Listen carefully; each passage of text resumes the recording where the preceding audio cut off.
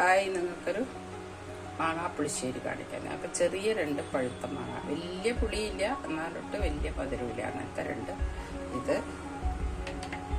ഈ 1 സ്പൂണിന് മുളക് പൊടി ഇട്ടു, ഒരു 1/4 സ്പൂണ് മഞ്ഞൾപ്പൊടി, 1 സ്പൂൺ ഉപ്പിട്ടു.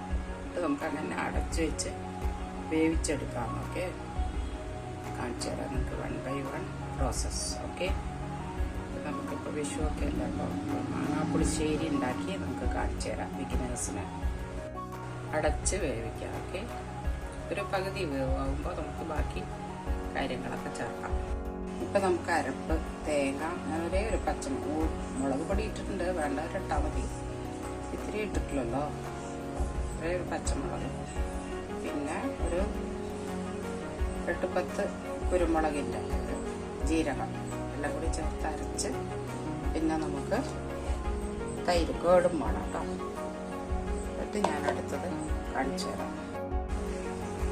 നമ്മുടെ അരച്ച് കൊണ്ടുവന്നത് അതിൽ ചേർത്ത് ഉപ്പൊക്കെ ഇട്ടത് കറക്റ്റായിട്ട് ഈ തൈര് ഒഴിച്ചിട്ട് നമുക്ക് നോക്കാം. കരിവേപ്പിലിട്ട് തൈര് ഒഴിച്ചിട്ട് ഉപ്പ് കറക്റ്റായിട്ട് നോക്കാം. ഒരു കഷ്ണം വെല്ലം ഇട്ട് കൊടുക്കണം. അപ്പോഴാണ് ഈ മാങ്ങാപ്പുളിശ്ശേരിയുടെ ഒരു ടേസ്റ്റ്.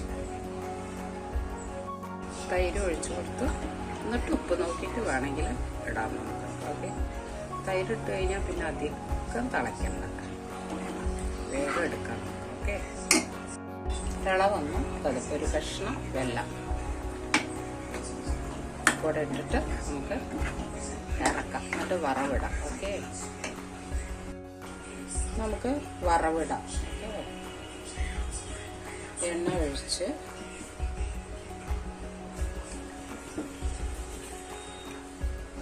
ഇത്ര കടുകിട്ട്, കടുകിട്ടുന്ന സമയത്ത് മുളകിട്ട് വറവിടാം.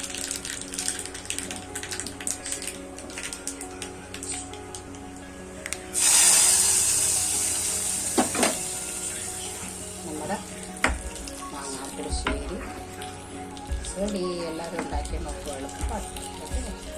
ശർക്കരയും എല്ലാം കൂടിയിട്ടുള്ള ഒരു ടേസ്റ്റ്, ഒരു പ്രത്യേക ടേസ്റ്റ്, മാങ്ങയുടെ സ്വീറ്റ്നെസ് എല്ലാം കൂടിയിട്ട്. എല്ലാവരും സബ്സ്ക്രൈബ് ചെയ്യും, ലൈക്ക് ചെയ്യും, ഷെയർ ചെയ്യും. Okay, thank you so much.